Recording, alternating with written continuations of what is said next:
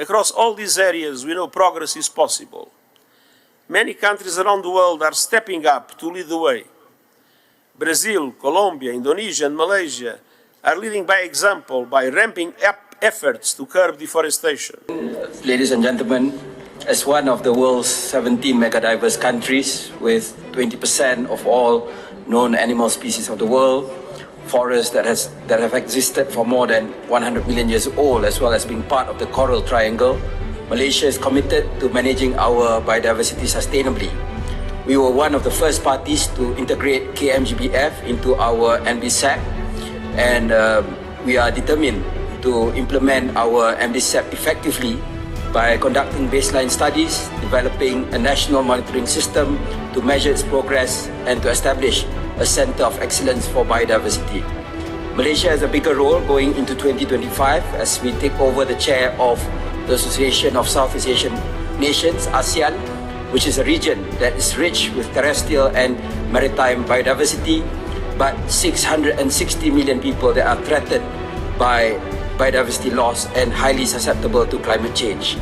The ASEAN Biodiversity Plan has been launched to address this challenge collectively. We actively collaborate with the private sector to mainstream biodiversity at both national and global levels. We recognize the significant contribution of our indigenous peoples and local communities, and including the appointment of community rangers to protect our wildlife and forests. Their traditional knowledge, innovations and practices are being documented and protected through the Access Benefit Sharing Framework.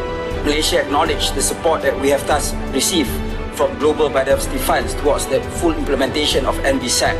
However, we also strongly believe that there is a need for more adequate and easily accessible financial resources to support its implementation. Also pressing is the necessary capacity and technology transfer in accordance with the principle of common but differentiated responsibilities. On behalf of Malaysia, I would like to express our appreciation to the host, the Government of the Republic of Colombia, for your tireless and passionate agenda for a just and inclusive approach to make peace with nature. It is astounding that rich countries can spend increasing amount of money for war and conflict in the trillions of dollars, but keep moving the goalposts in terms of providing assistance to developing mega-diverse countries that are providing vital environmental services to the planet.